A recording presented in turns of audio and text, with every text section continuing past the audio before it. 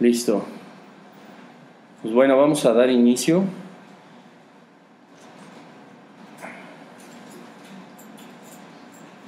Hoy vamos a ver un tema distinto a bueno, lo que habíamos venido estudiando, pero pues finalmente que va como en progresión de lo que hemos estado llevando aquí en este estudio.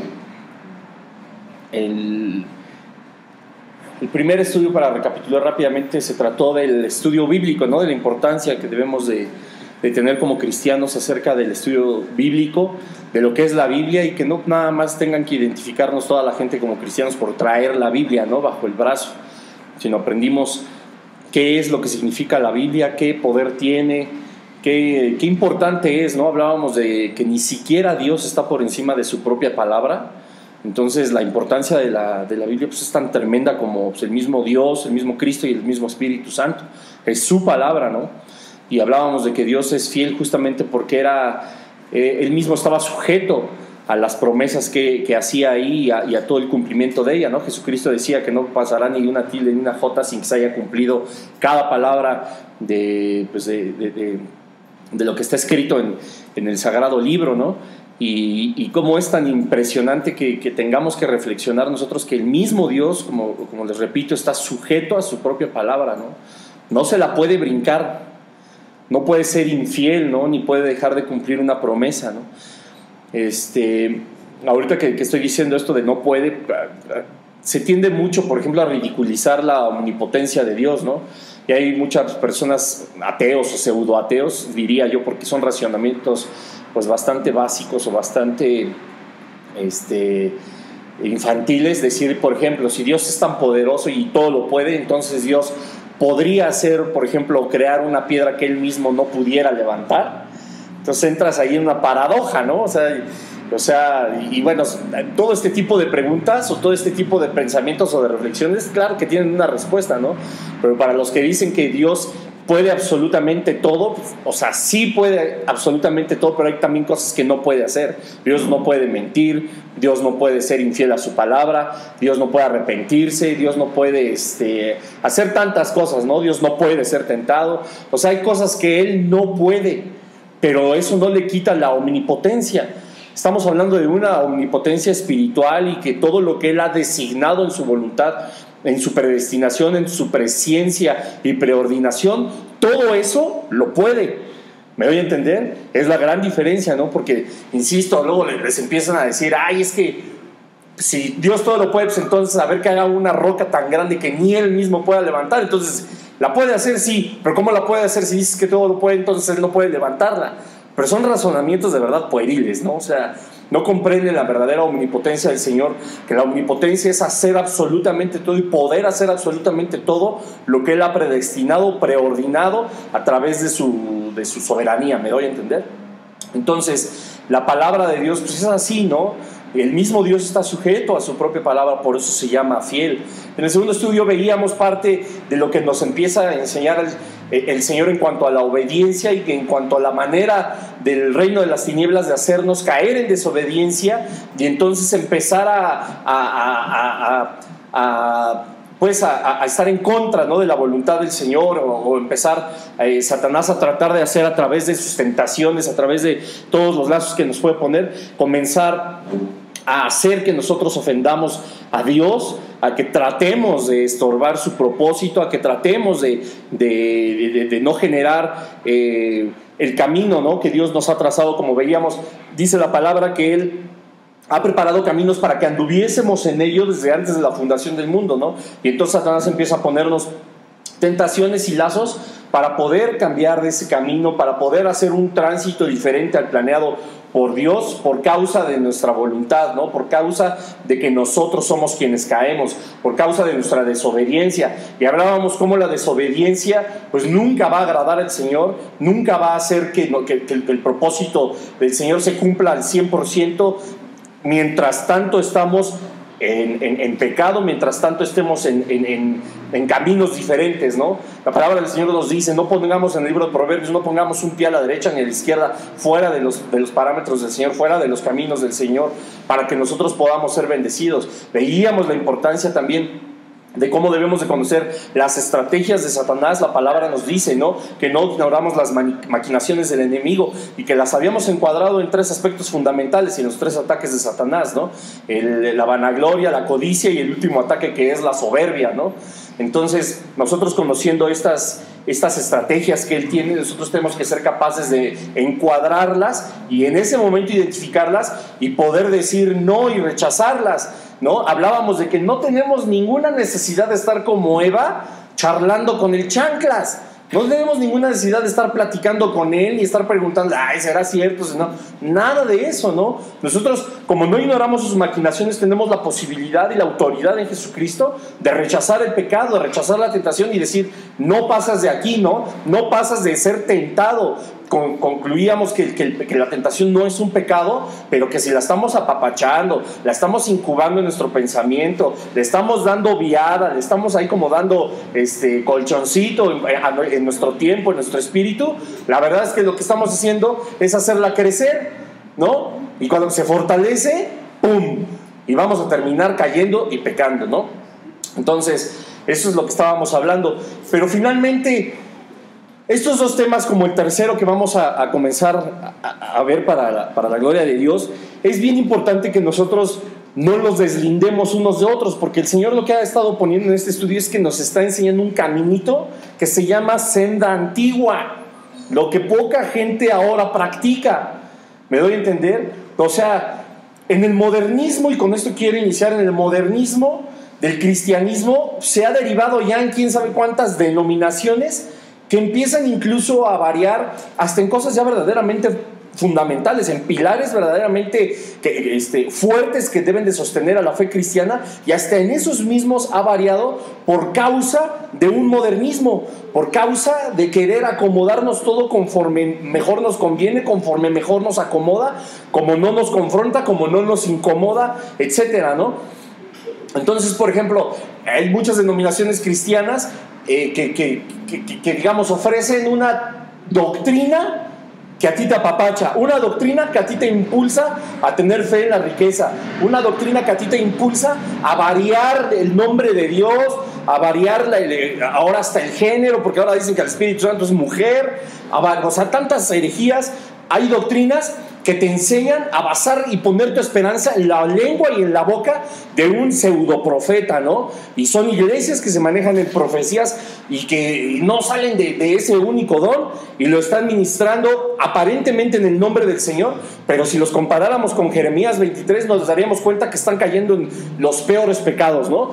Hay doctrinas que te enseñan que la sanidad siempre y por siempre tendrá que ser manifestada en reuniones especiales, ¿no? No puede ser manifestada espontáneamente por voluntad de Dios o por voluntad del Espíritu Santo, e incluso te lo prohíbe, ¿no? Hay doctrinas que te enseñan que no deben practicarse los dones, ni siquiera deben respetarse los ministerios, porque eso justamente nada más llegó hasta el último de los apóstoles, que fue Pablo, ¿no? Hay millones de doctrinas de un montón de cosas. Y la verdad es que muchas veces la gente o los mismos cristianos, los mismos congregantes están buscando lo que mejor les acomode, la que más les atraiga. Es que a mí aquí dan profecía, pues órale, vámonos todos sobre la profecía. Y no se ha cumplido una sola en tu vida, porque la verdad es que ni es la voluntad del Señor, pero ahí estás, ¿no? Otro de no, yo quiero entrar en el reposo del Señor, aquí va a haber tiradero de gente, pues órale, aquí se practica eso, suelo, ¿no? Y te paras y te vuelves a caer, y te paras y te vuelves a caer, ¿no? Y muchas veces te das cuenta, y lo digo por experiencia, te das cuenta que que son engaños, ¿no? Que estás jugando con tu propia vida espiritual, haciéndote tan espiritual, y lo digo entre comillas para los que nos están escuchando, tan espiritual que sepan que tú eres una persona elegida por el Espíritu Santo, que eres digno de que entrar en el reposo del Señor, y ¡pum!, te das el azotón de tu vida, y 3 veces, ¿no?, en la misma reunión. Bueno, cada quien. Pero hay algo, como les decía en un inicio, que se llaman sendas antiguas, que es el fundamento bíblico, que es lo que Jesucristo vino a establecer como pilares de la fe cristiana.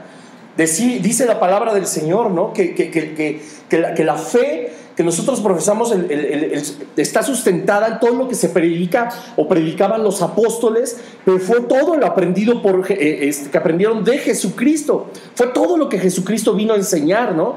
Claro, la teología sistemática la escatología, la apologética, la hermenéutica, todo este tipo de herramientas que son indispensables para el cristiano que quiere entender la palabra del Señor en cuanto a estudio, son necesarias. Pero la verdad es que nos hemos enfocado más en encontrar el hilo negro y de tantas doctrinas que ahora dicen que son nuevas y que se las acaba de revelar el Señor y que ni siquiera están en la palabra de Dios porque seguramente al Señor se le olvidó ponerla. Empiezan a decir tantas cosas que se olvidan de lo fundamental, se olvidan de Jesucristo y su reinado supremo. Él es el nombre sobre todo nombre, el Rey de Reyes, el Señor de Señores, y ahora muchas doctrinas están tratando de destronarlo, quitarle el trono. Y el catolicismo sabemos que lo hace, y perdón que lo diga con todas sus letrotas, el catolicismo romano y muchísimas otras religiones lo que están tratando de hacer es destronar a Jesucristo para entronar a María, ¿no? Yo tengo por ahí, muchos ya las han escuchado, una serie de casi 30 conferencias acerca del catolicismo, parte por parte, a la luz de la palabra de Dios, y nos damos cuenta que ese es el principio fundamental, ¿no? Destronar a Jesucristo, así como muchas otras religiones que dan gloria y dan honra a otros dioses, a dioses ajenos, y empiezan a dudar de la deidad de Jesucristo, ¿no? Y bueno, hay tantos fundamentos que ahora en el cristianismo moderno afloran y son tan grandilocuentes que llaman la atención de los propios congregantes, de las propias ovejas, ¿no? Y la Biblia decía, pues ustedes pesen los espíritus, ¿no? Que sepan cuáles son de Dios y cuáles no.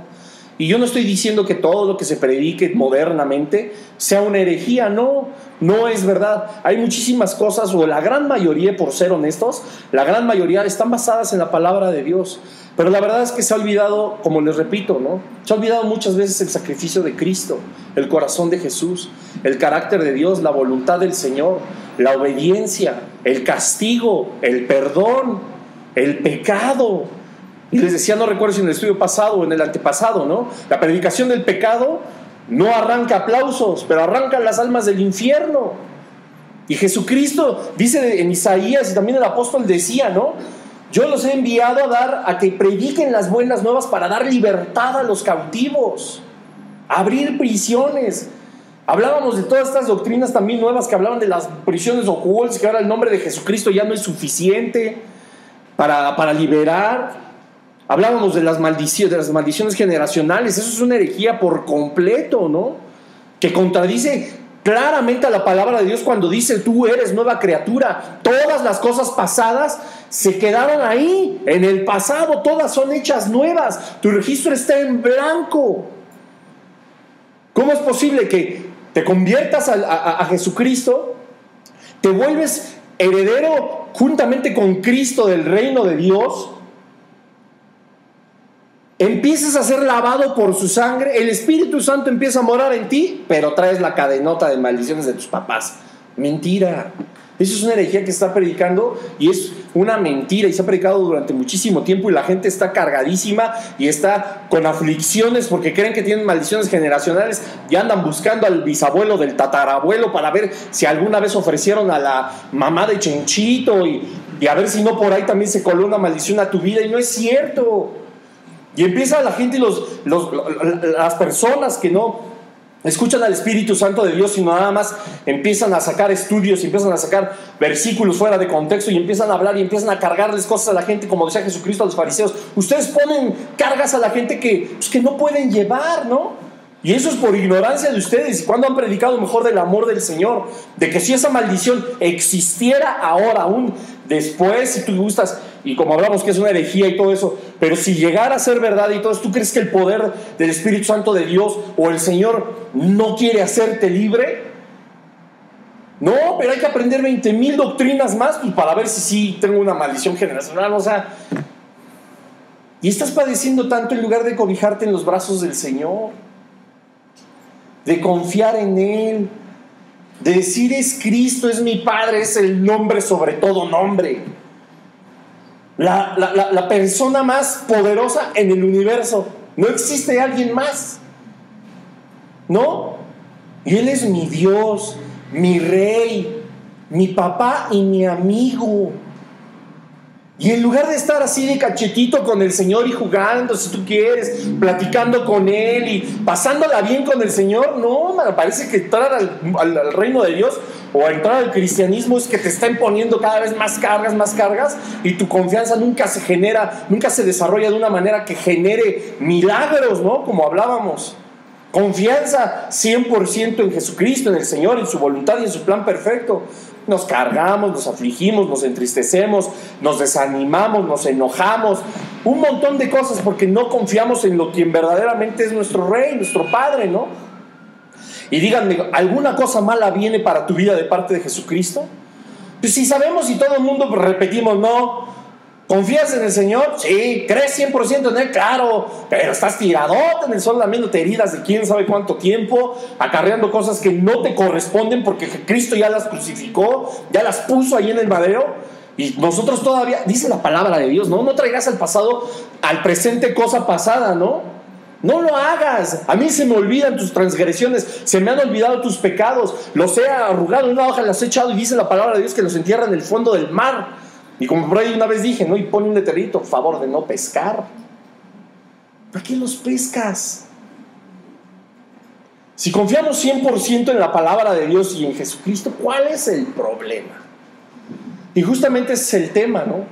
Les decía que viene hilado, sabemos qué es la Biblia, sabemos que tenemos que obedecer y no caer en las tentaciones. Pero la tercera parte fundamental es confiar plenamente en Dios. Porque tenemos nuestra Biblia, sí, y la leemos diario. Y ya reconocemos las estrategias de Satanás para atacarnos, ¿no? Vanagloria, codicia, soberbia. Ya sé cuál es, ¿no? Y ya nos estamos fortaleciendo. Estamos comiendo churrasco, ¿no? Bife de chorizo, carnota, rico. Nos estamos fortaleciendo como cristianos. Porque ya entendemos de su palabra, ya le estamos descubriendo la cara a Satanás. Pero la verdad es que no confiamos en el Señor. Todavía le preguntamos ¿por qué? Todavía nos duele su voluntad. Y muchas veces no la vamos a entender, pero si tú me dices ahorita en qué versículo de toda la Biblia dice que tienes que entender, en lugar de aceptar y confiar, se viene bajo todo nuestro cristianismo. Si de verdad existe, tú no estás llamado para entender, estás llamado a confiar, a creer. Y les decía, ¿no? Yo creo para entender, no quiero entender para creer.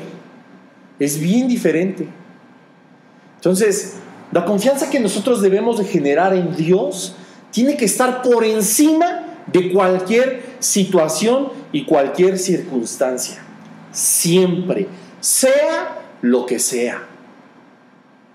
Aunque no entendamos, te repito, no estás llamado, pero es que a lo mejor falleció alguien, a lo mejor no consiguió un trabajo, a lo mejor algo que naturalmente pueda suceder en nuestra vida, que digas, no, pues es que no entiendo por qué pasó así. Yo estaba orando por esto y bueno, no nos atrevemos a decir, y fue la voluntad del Señor poner a alguien más en ese trabajo, por decirlo. Nah, es que no entiendo por qué él y yo no. ¿No? Pero es que yo quería esa carrera y hice mi examen y yo no entiendo por qué no entré, me preparé 100% y no entendemos un montón de cosas. Pero lo que menos nos preguntamos es, pues es que ¿no será la voluntad del Señor que no esté ahí? ¿Sabes qué? Yo confío en ti. No pasa nada. Yo recuerdo hace 6 años, casi 7 ya, se formó la Orquesta Filarmónica de Toluca. Y yo estaba ahí en los primeros conciertos. Yo me recuerdo que yo estaba en una banquita y había una pareja de la orquesta en otra banquita, ¿no? Y todo el mundo estaba preocupadísimo porque llevábamos 3 meses y ya estaban los rumores de que ya nos iban a desaparecer, ¿no? Y era muy cierto, sí existían y era bien probable que nos desaparecieran. Porque era un proyecto muy caro y bueno, imagínense todo lo que se gestiona en el gobierno. Bueno. Entonces voltea una de estas personas y me recuerdo que gracias a Dios eso me dio pie a mí para compartirles. Me dice, oye, ¿qué sucede si nos pues si nos corren? Nada. Le digo, no teníamos este trabajo hace 3 meses, ¿no? Yo creo que habrá muy poca diferencia de cómo estabas hace 3 meses a cómo estamos ahorita, ¿no? Pero ¿por qué no te preocupas? Mira, yo te voy a decir, yo estoy aquí porque Dios lo permitió. Si dejo de estar aquí es también porque Dios lo permitió. Ni modo que llegue un ángel y le toque la puerta a Dios, ¿no? Oye, ya se acabó la filarmónica, ya se quedó Bruno sin trabajo, ¿no? Y así que Dios, ¿cómo? ¿Por qué no me avisaron? Yo no me di cuenta, hubiéramos podido hacer algo. No, o sea, jamás, ¿no? Dios tiene todo contemplado. Entonces, yo les decía, pues no pasa nada, o sea, será la voluntad de Dios, pues tienes que confiar, ¿no? Y yo siempre he dicho esto, Dios no te quita algo bueno sin darte algo mejor. Siempre, siempre. Aunque, bueno, híjole, pues es que yo tenía un coche y ahora tengo otro peor. Bueno, pues, yo no estoy diciendo que te va a dar un mejor coche, pero la situación con la que estás con este último coche, te puedo apostar que es mucho mejor que con la anterior, ¿no? Bueno, hay muchísimas cosas que implican ahí. Entonces yo les decía, no pasa nada, pues solamente se trata de confiar en Dios, ¿no? Que hoy no tengo para la colegiatura, que hoy no tengo para... Ustedes sabrán, ¿no? Y yo sabré. Cada quien hemos pasado por una situación, tal vez día a día. Confiar en Dios. Pero es que pongo mi confianza en el Señor y no veo ningún resultado. Entonces no estás confiando en Dios. Es que, mira, tu afán, tu ansiedad son evidencia de que no confías en Dios. Si de verdad caminaras en lo sobrenatural,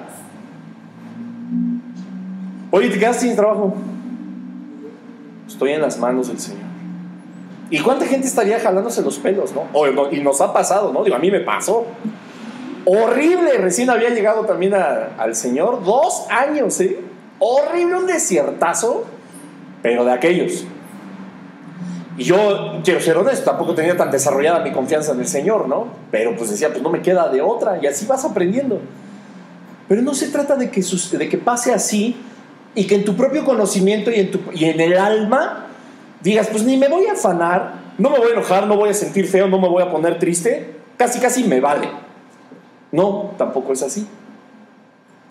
Es que tú confíes en que el plan del Señor se está realizando en tu vida.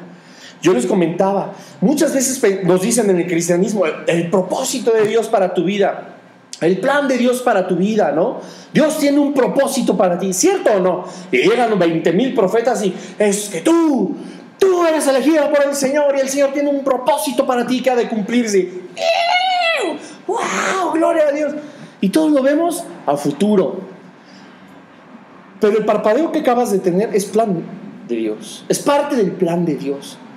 Si tú crees que ese propósito de Dios es a futuro y estás esperando a ver cuándo se cumpla, estás en un error. El plan se está cumpliendo desde ahorita. El propósito se está cumpliendo desde ahorita, ¿no?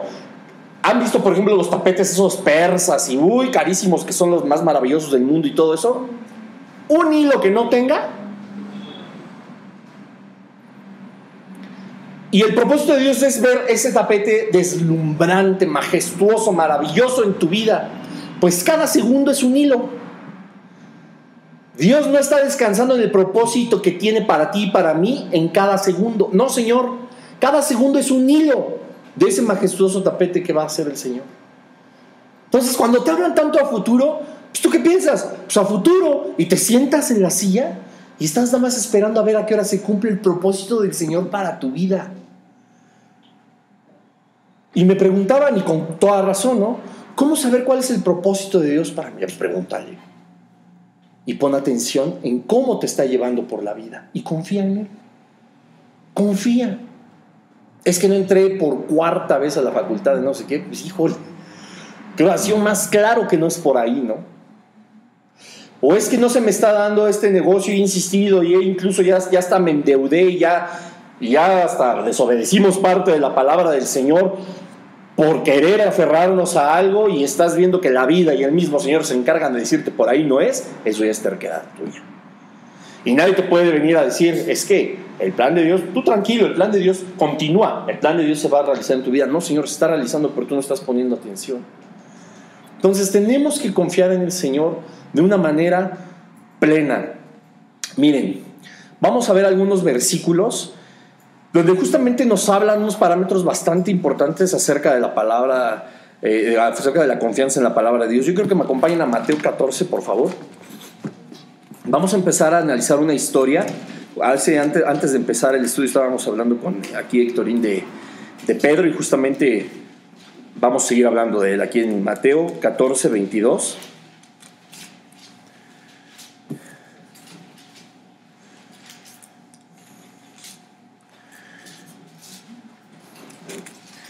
Bueno, el contexto es cuando está Jesucristo con los discípulos y le dan de comer a la multitud.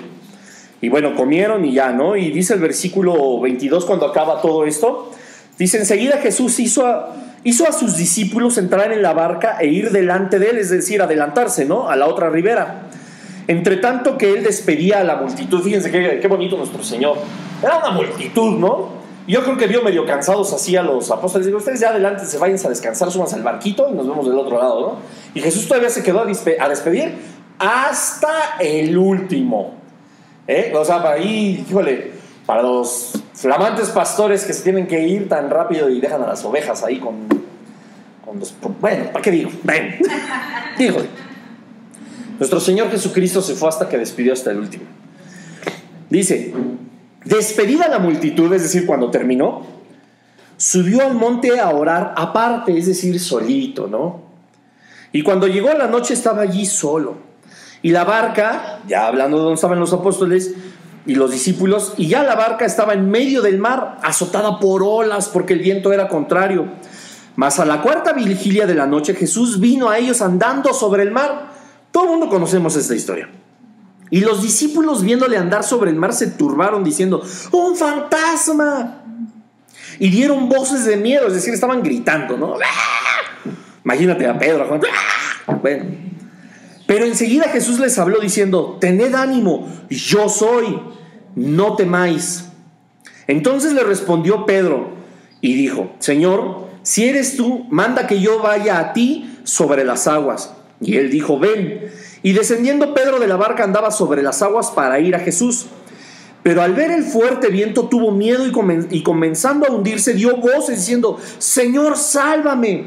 Al momento Jesús, extendiendo la mano, asió de él y le dijo: hombre de poca fe, ¿por qué dudaste?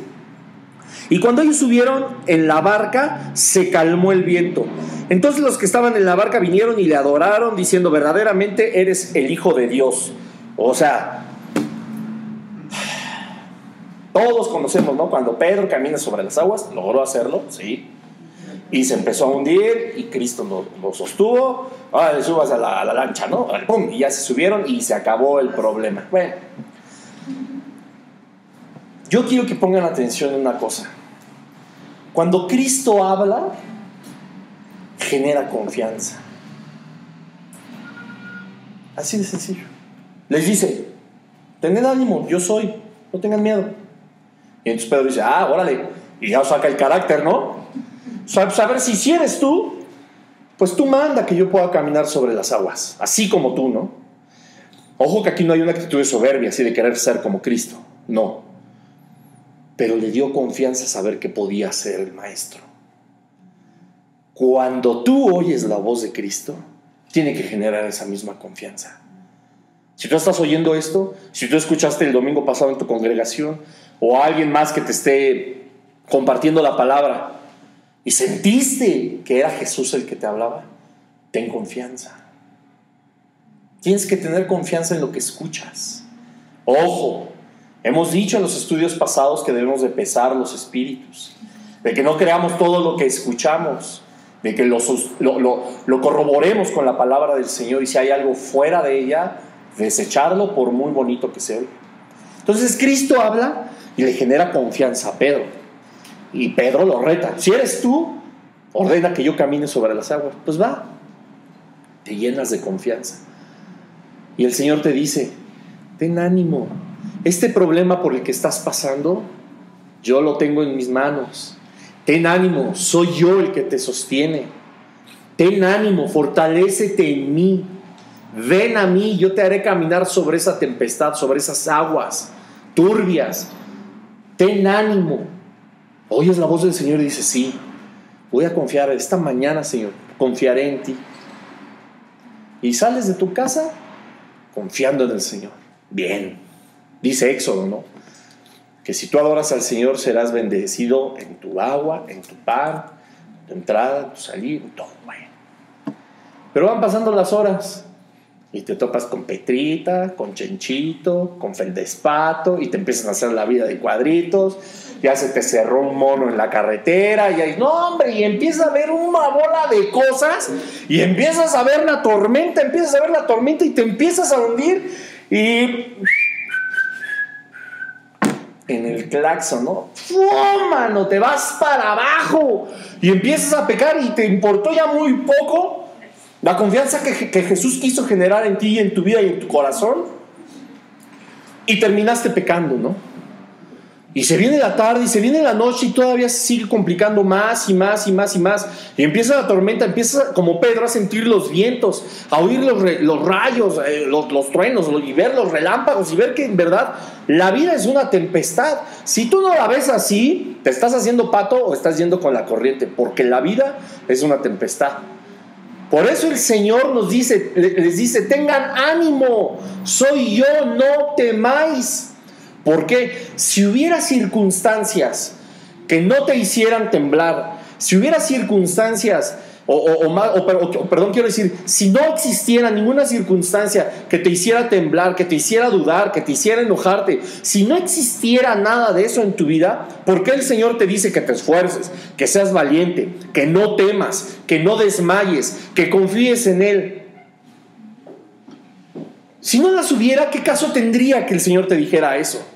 El Señor, cuando te dice eso, te está dando por hecho una cosa: vas a tener las broncas. La tormenta te va a sacudir, te va a generar cierto temor, ciertas dudas, pero ten ánimo. Soy yo, confía en mí. Pues sucedió que Pedro se empezó a hundir, así como a la mediodía nos empezamos a hundir nosotros. ¿Y qué le dice el Señor? Hombre de poca fe, ¿por qué dudaste? Si tú no dudaras, o si nosotros no dudáramos ni un segundo en nuestro corazón del plan de Dios, de que cualquier situación que estemos pasando está bajo el control del Señor y estamos en el hueco de la palma de su mano y que todo está bajo su control, si no lo dudáramos un minuto, jamás nos hundiríamos en nada. A pesar de la tormenta, de los relámpagos, truenos, tempestades, mareas altas y la lancha descuajeringándose, no tendríamos ningún temor de pecar, no tendríamos ningún temor de fallar, de meter la pata. No habría. Podríamos vivir en paz. Pero me acabas de decir que yo no puedo estar tranquilo, que yo no puedo estar no pensando en la corriente, en la tormenta, en la tempestad, porque acabas de decir que estás siguiendo la corriente. No, son dos cosas muy diferentes. La tormenta está. Ahora, tú no la pelas por dos razones: porque estás acostumbrado a la tormenta y eres parte de ella, o porque tienes tu fe puesta en Jesucristo. Nada más. Porque estos discípulos no era la única embarcación. Nos podemos suponer que estaba en el mar. Había muchas más, y muchos más eran pescadores, y muchos más eran marinos. ¿Me doy a entender? Y que veían una tormenta tal cual ellos la estaban padeciendo, pero que no temían, porque estaban acostumbrados a la tormenta. Que no temían al mundo, porque están acostumbrados al mundo.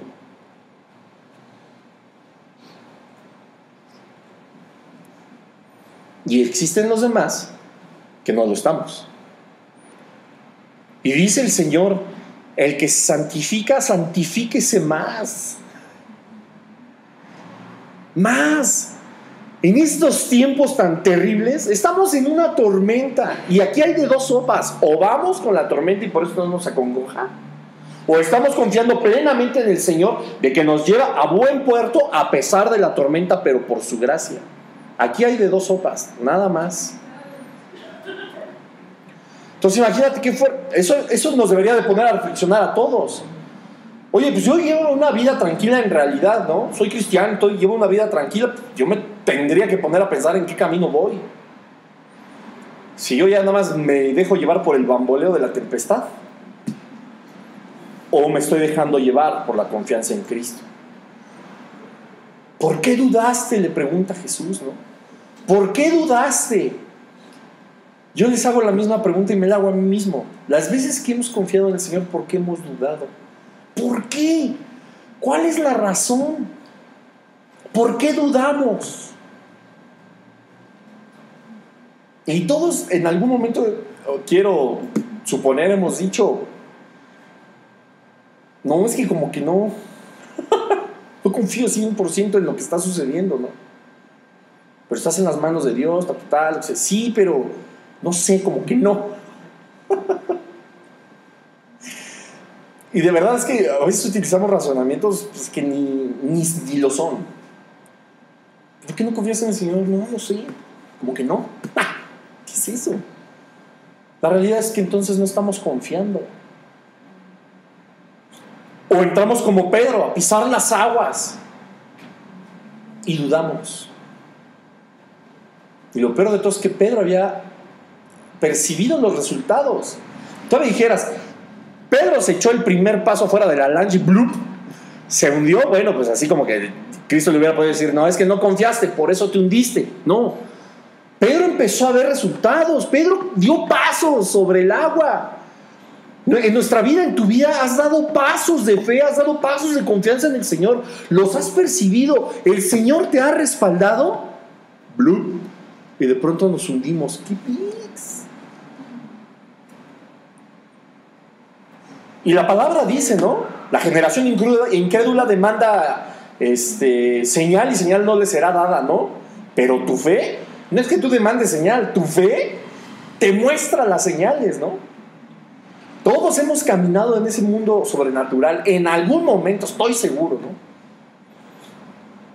Y en lugar de aferrarnos más, nos echamos una zambullida. ¿Por qué dudamos? Si confiamos, confiamos plenamente. ¿O no? Ahora, aquí sucede algo muy interesante con la confianza.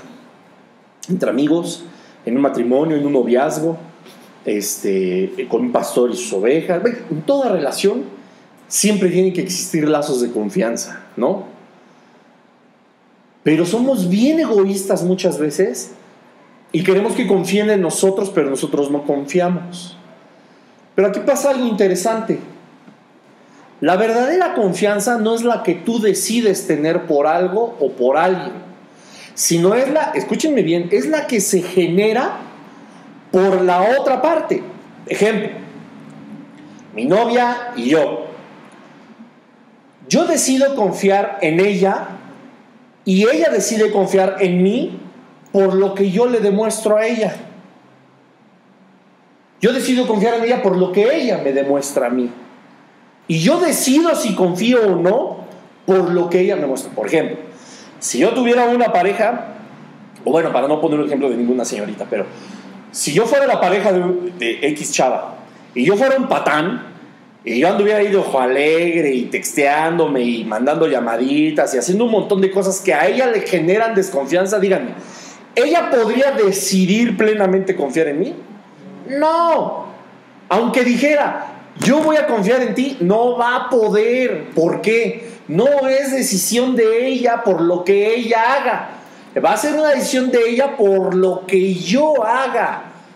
¿Me doy a entender? Entonces, ¿el Señor en algún momento nos ha quedado mal? ¿Se ha hecho merecedor de nuestra desconfianza? ¿Por qué no confiamos en Él? ¿Yo voy a decidir confiar en Él por lo que yo hago, yo pienso, yo digo, yo opino, o por lo que el Señor me está demostrando? Por eso, por lo que el Señor me demuestra, yo tengo que confiar plenamente en Él, no, yo decido hacerlo. Ahora, esto es una relación. ¿El Señor confía en mí? Vamos rápidamente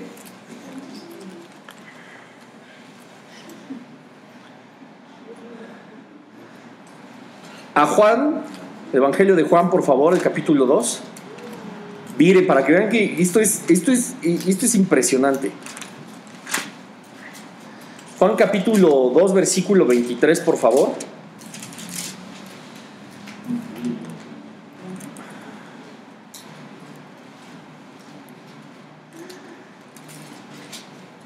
Había una fiesta, ¿no? En la Pascua.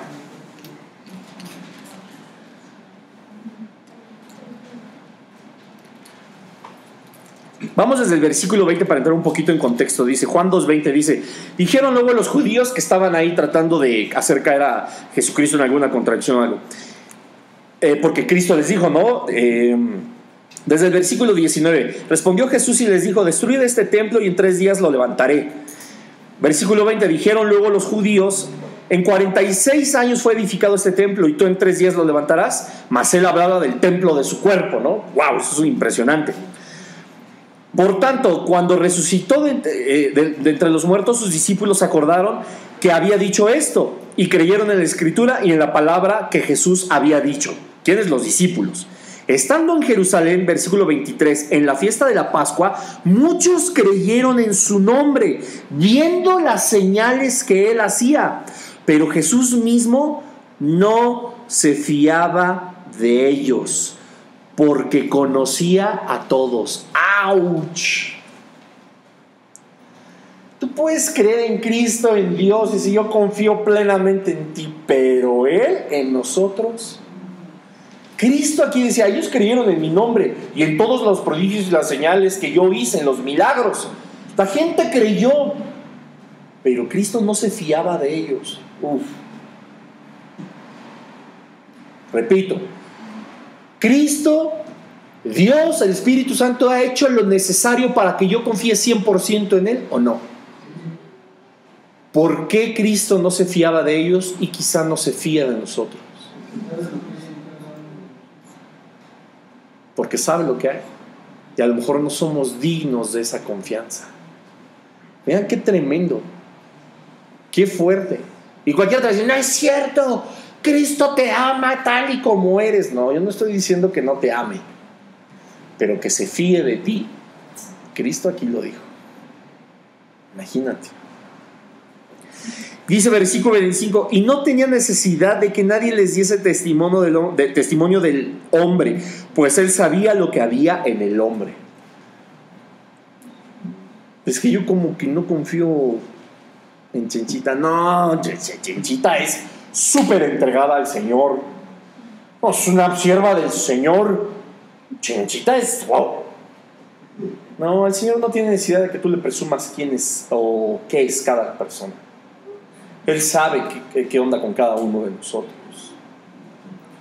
Entonces, imagínense, nosotros con qué carácter nos atrevemos a desconfiar del Señor. Ya ni siquiera te estoy hablando de que sea algo que en tu voluntad esté, ¿no? Y que fuerces a tu voluntad a confiar al Señor. No, es algo porque crees verdaderamente en que Él es lo que es. Y que te ha demostrado que puedes confiar 100% en Él y que jamás te va a desamparar, jamás te va a dejar, jamás te va a traicionar, jamás va a fracasar su plan en ti. No hay obligación de creer en Él. Pues te está dando la oferta. ¿Qué oferta podrías rechazar de ese tamaño? ¿Quién se atrevería a rechazar una oferta? Porque lo hacemos. Porque lo hacemos. Como pregunta, ¿por qué lo hacemos? Y como afirmación, porque lo hacemos. Eso es lo que hacemos. Yo no sé si el Espíritu Santo en este momento te va a poner algo de este día o del día anterior que dijeras que si tan solo hubiera tenido más confianza en el Señor, no hubiera atravesado por cierta situación. A mí sí me lo pone. Yo puedo tener ahorita presente muy bien una situación. Y digo, pero si tú nunca me fallarías. Tú nunca me fallarías, ¿no? Tú no estás en Tú no estás ahora sí que en la posición de fallarme. ¿Por qué no te entregué todo este día, no? A lo mejor al ratito que llegues a casa y estés platicando con el Señor y eso, es que este día hubiera sido Mejor si en la mañana a lo mejor hubiera oído este mensaje, ¿no? De confiar en ti. Pero a partir de ahorita, pues, confío.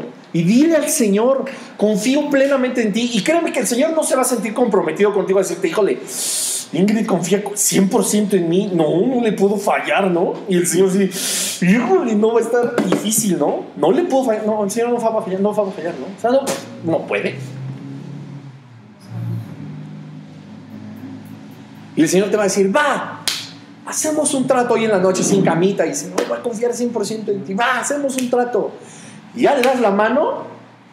Y cuando ya se la vayas a soltar, no te va a dejar. Ya, ¿no? No. ¿Y tú?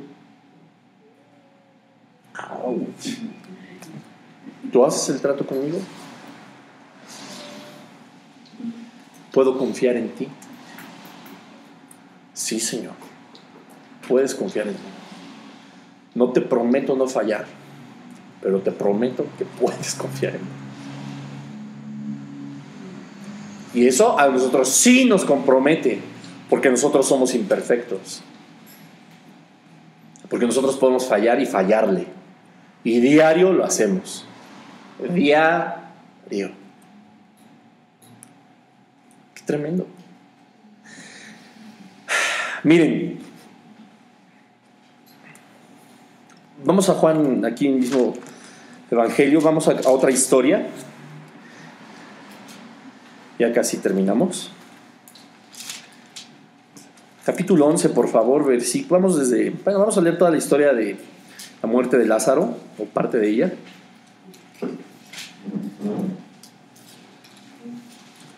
Vean nada más, qué hermoso es nuestro Señor. Qué lecciones, gracias Dios. Fíjense. Dice versículo 1 del capítulo 11 del Evangelio de Juan. Estaba entonces enfermo uno llamado Lázaro. Cuando la Biblia habla de esta manera narrativa, no está hablando de uno, así de un X, así como de manera despectiva. Digo, porque pues, se puede malinterpretar, ¿no? Dice, entonces estaba enfermo uno llamado Lázaro, de Betania, la aldea de María y de Marta, su hermana.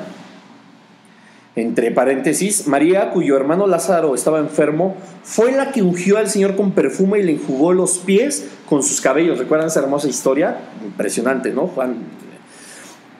Enviaron pues las hermanas para decir a Jesús, Señor, he aquí el que amas está enfermo. Acudieron al Padre, acudieron a Jesucristo diciendo, solo tú, Señor.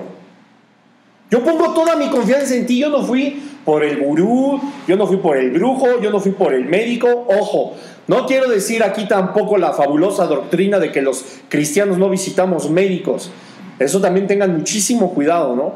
Cuando haya algún enfermo, como paréntesis lo digo, la palabra de Dios nos enseña que debemos de confiar en el Señor para sanidad de este enfermo, orar por él, orar por ti mismo, ¿no?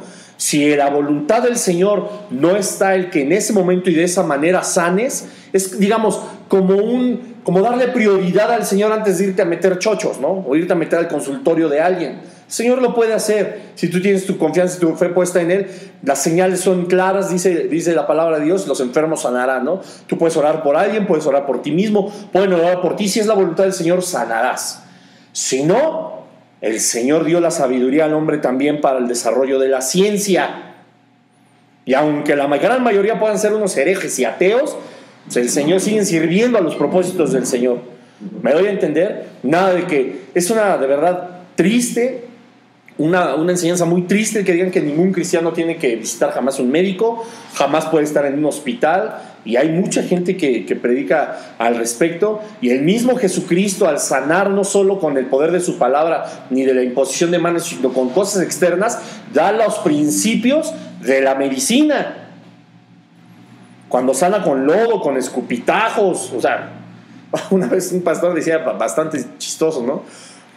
Que había muchas mamás en época de Cristo que veían a sus hijos que querían seguir a Jesucristo, y le decían, no, ¿tú por qué vas a andar con gente, con esa persona, con ese señor que le escupe a la gente, ¿no? Porque pues el Señor se la pasaba escupiendo, ¿no? Y te habla de una un par de veces, pero imagínate cuántos anillos, a cuántos no les escupió, ¿no? Sí, qué malos modos vas a estar aprendiendo del hijo del carpintero, ¿no? Pues como broma, pero así es, ¿no? Entonces el Señor de muchas maneras establece los principios de la medicina, un principio externo, ¿no? Distinto a la oración y distinto a la imposición de manos. Y eso no tiene nada de malo. El Señor en su voluntad, a través de la ciencia o a través de su Espíritu Santo, te va a sanar, ¿no? O va a hacer que no, porque hay que ser claros. También en la voluntad del Señor está que la enfermedad pues pueda ser progresiva. Hay muchos propósitos y como les decía, confías en Él, aun por muy fuerte que sea, por muy triste que veas a lo mejor un familiar enfermito, etcétera, o un recién nacido, confías en el Señor. Hay algo ahí, hay algo detrás de todo eso, no hay un despropósito alguno. Al Señor no se le olvidó, ni le fue a tocar un ángel a la puerta y decirle, chinga, se nos enfermó cierta persona, no, hay un propósito para todo. Pero bueno, sigamos adelante con la historia. Versículo 4, oyéndolo Jesús dijo, esta enfermedad no es para muerte, sino para la gloria de Dios, para que el Hijo de Dios sea glorificado por ella. Ya le dio una evidencia. ¿Sabes qué? Tranquila, esto no es para desgracia. ¿Confías en mí? ¿Cierto o no? Bueno. Y amaba Jesús a Marta, a su hermana y a Lázaro. Cuando oyó pues que estaba enfermo, se quedó 2 días más en el lugar donde estaba. No le valió. Versículo 7, luego, después de esto dijo a los discípulos, vamos a Judea otra vez. Le dijeron los discípulos, Rabí, ¿ahora procuraban los judíos apedrearte y otra vez vas allá? Respondió Jesús, ¿no tiene el día 12 horas? El que anda de día no tropieza, porque ve la luz de este mundo, pero el que anda de noche tropieza porque no hay luz en él. ¿Qué quería decir aquí como paréntesis? Jesucristo es la voluntad de mi Padre, la luz me guía, no me va a pasar nada, confío en el Señor. Pero es que te iban a golpear, Señor. Eso dicen las tinieblas, la luz dice que no. Yo confío en el Padre. Pero sigamos, versículo 11. Dicho esto, les dijo después, nuestro amigo Lázaro duerme, mas voy para despertarle. Dijeron entonces sus discípulos, Señor, si duerme, sanará. Déjalo en reposo, ¿no? Está así acostadito en su cama, pues ya que sane de la gripa, ¿no? De la superfiebre que le dio, del cólera o de lo que le haya dado, ¿no? Pero Jesús decía esto de la muerte de Lázaro y ellos pensaron que hablaba del reposar del sueño. Entonces Jesús les dijo claramente, Lázaro se murió.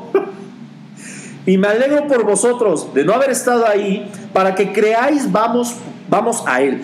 Dijo entonces, ¿quién? Tomás, llamado Dídimo, a sus condiscípulos. Vamos también nosotros para que muramos con él. Vino pues Jesús y halló que hacía ya 4 días que Lázaro estaba en el sepulcro. Versículo 18, Betania estaba cerca de Jerusalén como a 15 estadios, y muchos de los judíos habían venido a Marta y María para consolarlas por su hermano. O sea, ya estaba así el guateque, ¿no? Todo el velorio y todo el cafecito con conchitas y natita y bueno. Entonces Marta, cuando oyó que Jesús venía, escuchen esto porque esto es interesantísimo, aquí viene la enseñanza, gracias al Señor. Entonces Marta, cuando oyó que Jesús venía, salió a encontrarle, pero María se quedó en casa. Y Marta dijo al Señor, Señor, si hubieses estado aquí, mi hermano no habría muerto.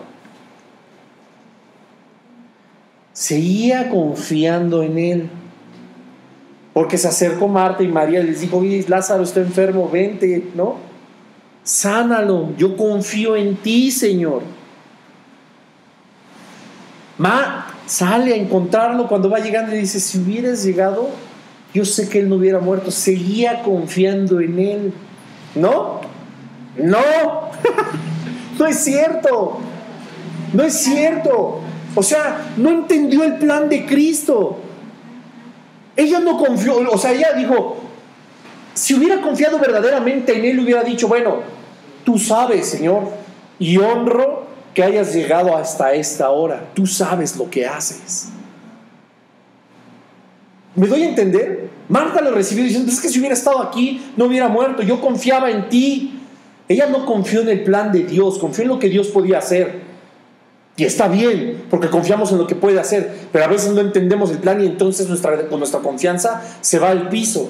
Genera desconfianza. Y Marta le dice, es que si hubieras estado aquí, no hubiera sucedido. Marta, tú no entendiste el plan del Señor.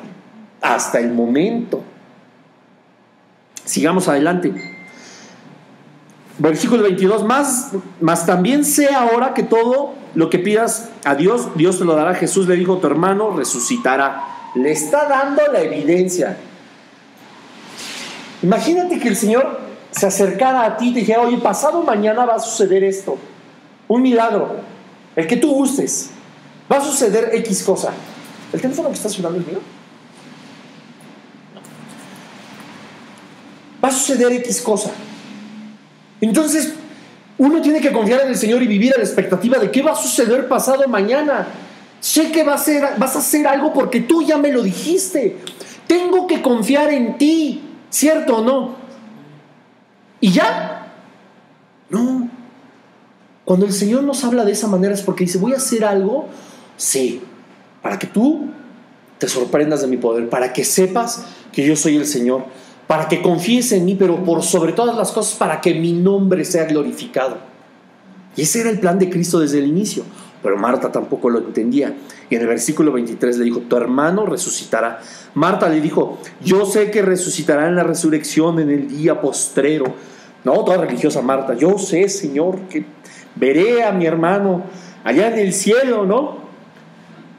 Y tenía toda la razón, pero no hubiera dicho, ¿y sabes qué? Y aparte será para gloria tuya, Señor. No entendía el plan concreto del Señor. Jesús le dijo, yo soy la resurrección y la vida. El que cree en mí, aunque esté muerto, vivirá. Y todo aquel que vive y cree en mí, no morirá eternamente. ¿Crees esto? Le dijo, sí, Señor. Yo he creído que tú eres el Cristo, el Hijo de Dios que has venido al mundo. Habiendo dicho esto, fíjense, ella ya reconoció, tú eres el Cristo, tú eres el Hijo de Dios, yo creo. Habiendo dicho esto, fue y llamó a María su hermana, diciéndole en secreto, el maestro está aquí y te llama. Ella, cuando lo oyó, se levantó deprisa y vino a él. Jesús todavía no había entrado a la aldea, sino que estaba en el lugar donde Marta le había encontrado. O sea, lo dejaron esperando, Ahí lo dejaron. Entonces los judíos que estaban en la casa con ella y la consolaban, cuando vieron que María se había levantado deprisa y había salido, la siguieron diciendo, va al sepulcro a llorar. Ahí, bueno, pues ya es una suposición, pero quiero que pongas atención. ¿Cómo se levantó María? Es acudir de inmediato al Señor, deprisa, saber que Cristo está ahí, que Dios es el que está ahí, que Dios es el que está al pendiente, que tu confianza está puesta en Él, que hay algún problema que sabes que es muy difícil de resolver, que requieres consolación, fortaleza, consejo, ánimo, esperanza, perdón. Corre como María, corre a Dios. Y lo vieron todos y empezaron a suponer que iba a llorar al sepulcro. Versículo 32. María, cuando llegó donde estaba Jesús, al verle se postró a sus pies. Así es como tenemos que llegar y decir, Señor, si hubieras estado aquí, no habría muerto mi hermano. ¡Pum! Otra vez, otra. Es que no comprendes el plan de mi Padre. Quizá le pudo haber dicho eso Jesucristo. Y nosotros así tenemos que estar. Señor, no sé lo que está pasando, pero confío en ti, tú estás al control. Sucede esto y claro, no te estoy prohibiendo, ni la palabra de Dios te está prohibiendo que derrames tu corazón, ¿no?, delante del Señor, para nada.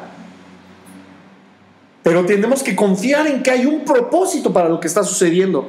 Y dice el versículo 33, Jesús entonces, al verla llorando y a los judíos que la acompañaban también llorando, se estremeció en espíritu y se conmovió. Es bellísimo de nuestro Señor. Y dijo, ¿dónde le pusiste? Le dijeron, Señor, ven y ve. El versículo más corto de la Biblia, Jesús lloró. ¡Wow! ¡Qué tremendo! Para que sepan, aquí el que te diga, no llores, no es cierto. El Señor lloró. El Señor se afligió, sintió tristeza cuando perdió un ser querido. A todos nos va a pasar y podemos llorar, pero tienes que aprender algo. Jesús supo detenerse.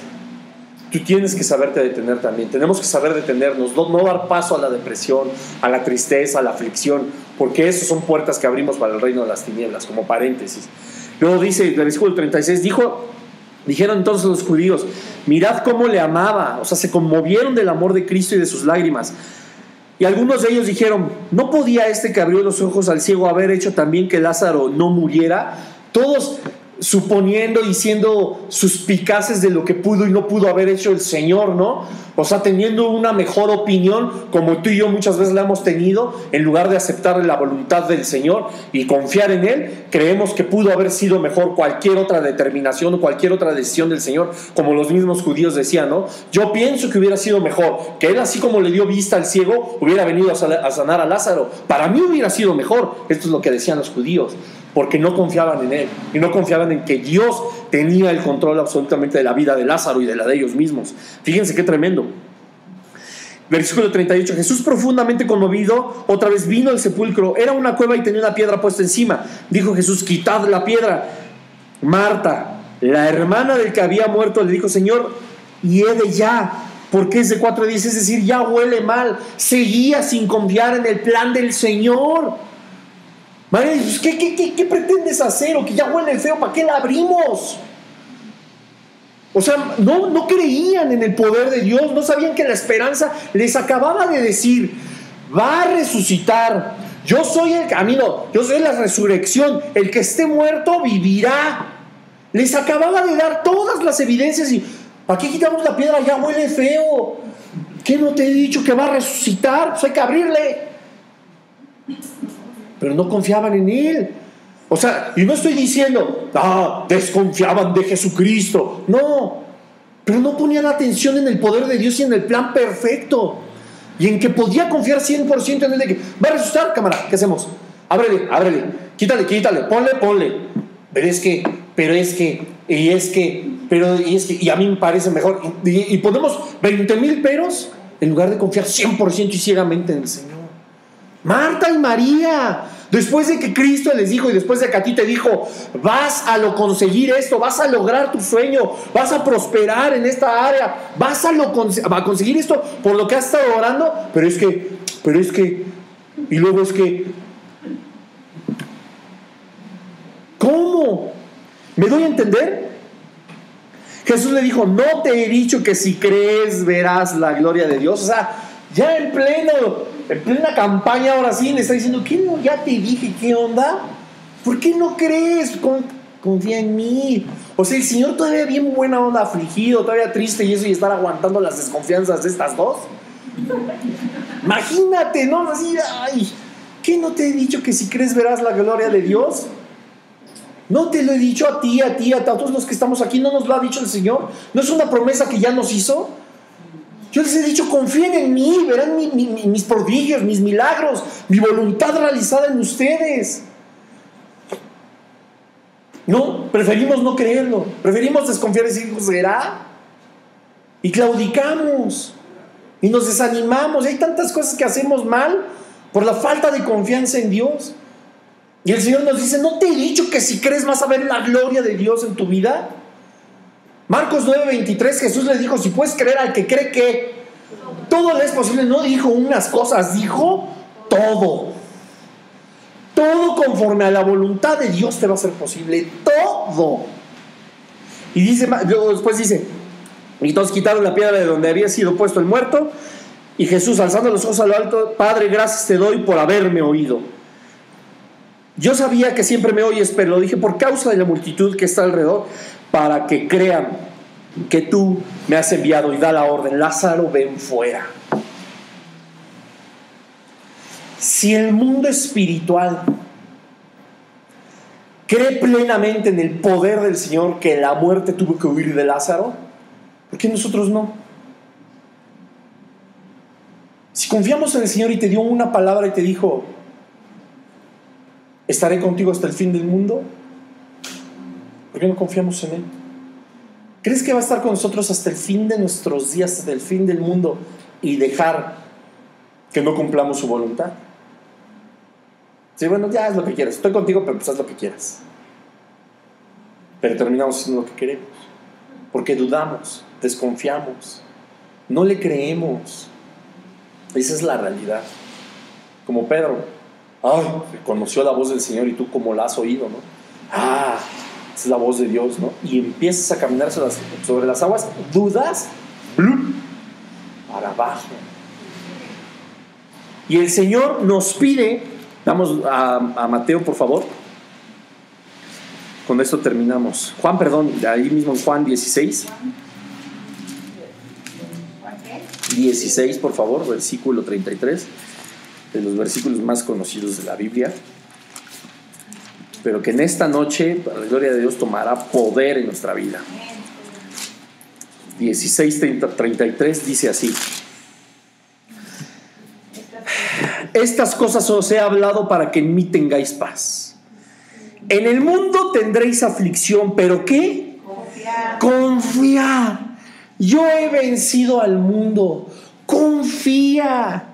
No hay en el Señor nada más precioso de parte nuestra que de verdad le creamos, que de verdad confiemos en Él, que nosotros podamos ser diferentes a Pedro y que el Señor jamás diga de nosotros hombre o mujer de poca fe.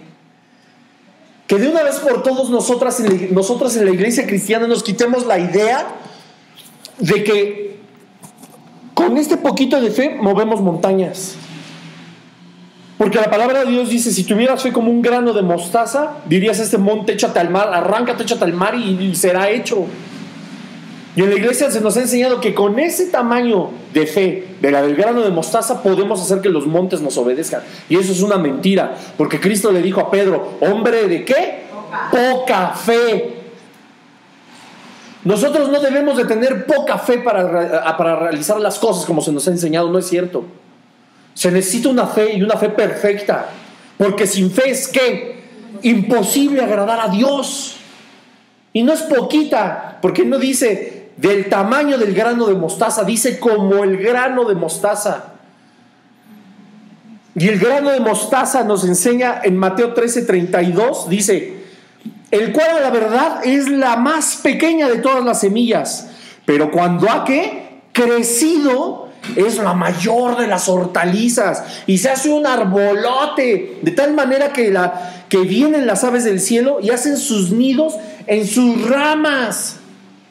Dice, como un grano de mostaza, no del tamaño de un grano de mostaza. Y olvídense, digo, con todo respeto, y si ya la tienen, pero si tienen la semillita de mostaza en su collar o en quién sabe qué, no es de ese tamaño su fe, ¿eh? Es como el grano, no del tamaño del grano. ¿Cómo es el grano? Sí, a la verdad la más pequeña, porque así inicia la fe de todos. Y ahorita te digo algo de la pequeñez de nuestra fe. Pero empieza a crecer, a crecer, a crecer hasta que se hace un arbolotototote. Esa es la fe de la que habla la palabra del Señor. Como el grano de mostaza, que puede iniciar como la más pequeña de las semillas, pero que se va a convertir esa fe en algo tan tremendo que los montes se arranquen de donde están y sean echados al mar. Pero con fe, confiando 100% en que el Señor lo puede hacer. Ahora, ¿crees que nosotros cuando aceptamos al Señor tenemos un grado o un tamaño de fe del tamaño de una semilla de mostaza? ¿Se te has puesto a pensar el tamaño de nuestra fe cuando decidimos entregarle nuestra vida al Señor? ¿Creer en algo que jamás hemos visto? ¿Creer en algo que la verdad a nosotros nos platicaron? ¿Crees que es poca fe?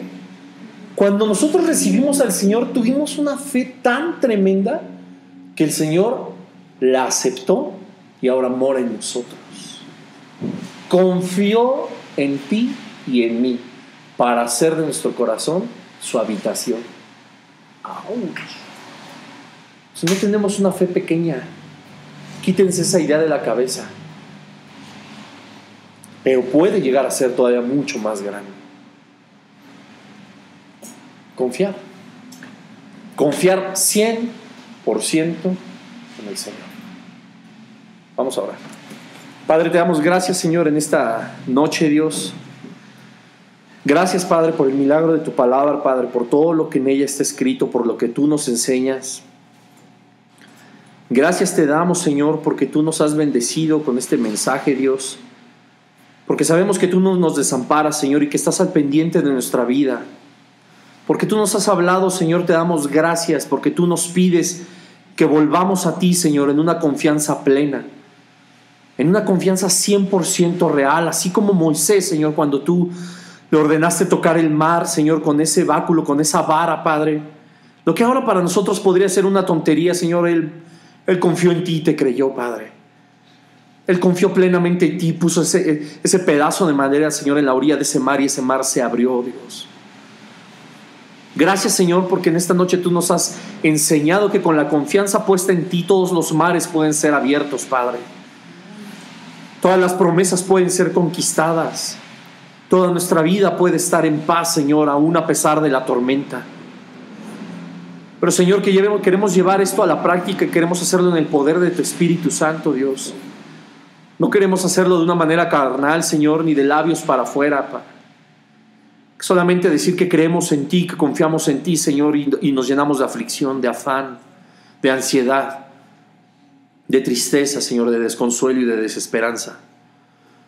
Señor, permítenos crecer espiritualmente de una manera en que nuestra confianza sea tan plena en ti, Señor, que los montes puedan arrancarse de donde están y ser echados al mar. Señor, a través de tu Espíritu Santo, Padre, queremos ser también dignos de la confianza que tú puedes depositar en nosotros. Queremos que tú puedas decir: yo me fío de mis hijos, de mis hijas. Yo confío en ellos y les confío el poder de mi palabra y el poder de mi Espíritu Santo para poner mi nombre en alto, Señor.